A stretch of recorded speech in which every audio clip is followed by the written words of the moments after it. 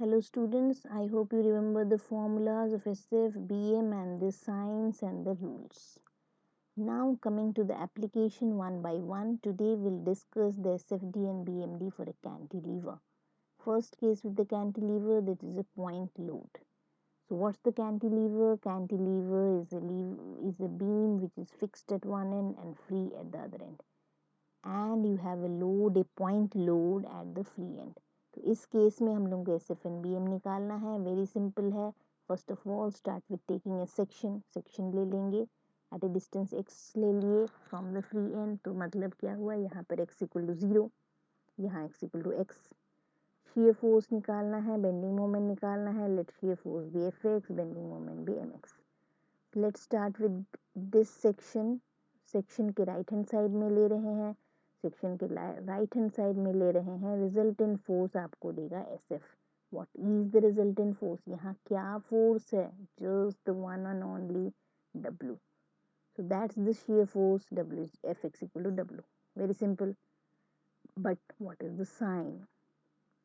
यहाँ पर right hand side में डाउनवर्ड्स, राइट डाउनवर्ड्स मतलब positive. So S F is positive and it is equal to plus W. मतलब F X equal to W.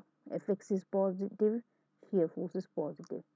Now this is the general equation and you mark it. It does not depend on x. What is the meaning of this? Meaning of this is that जैसे जैसे आपका beam आप consider कर रहे हैं यहाँ से x equal to 0, when you go this way आपका x इंक्रीज हो रहा है. बट shear फोर्स तो x के ऊपर डिपेंड करता ही नहीं है. It is a constant. Means from here right over to this end आपका एस एफ कॉन्स्टेंट रहेगा, आपका एस एफ डब्ल्यू ही रहेगा, आपका एस एफ पॉजिटिव ही रहेगा. because there is no more addition of load anywhere in the beam. कहीं नहीं हो रहा है आपका एडिशन. जो W यहाँ पर था वही W है, बस और कुछ नहीं है. So that means from B to A it is constant W and positive. Very simple. इसको हम लोग डायग्राम में कैसे बनाएंगे? पॉजिटिव है, बेस लाइन लेंगे, बेस लाइन के ऊपर करेंगे. कितना है? कांस्टेंट है. So this is a constant, this will be a straight line and यहाँ भी W, इस एंड में भी W. That's it. Positive. SFT is over. Very simple. No problem at all. Coming to the BM. BM क्या होता है? Force into distance. अब आइए इसको एनालाइज करते हैं. क्या है फोर्स, क्या है distance, and let us find the general formula once again. देखते हैं ये x पे डिपेंड करता है या नहीं. सो BM कैसे निकालते हैं? BM निकालते हैं फोर्स इनटू डिस्टेंस. ये है आपका section. Similarly again right hand side में लीजिए. फोर्स आपका W, डिस्टेंस आपका x. तो बस what is mx? mx equal to W into x. ठीक है. Bending moment is very simple. Force into distance. Force is W and distance is x. लेकिन it is pushing downwards means it is the clockwise movement. Clockwise movement मतलब the BM is negative. But तो general equation क्या हो गया? mx equal to minus WX because it's negative. But important thing is it depends on x. मतलब क्या?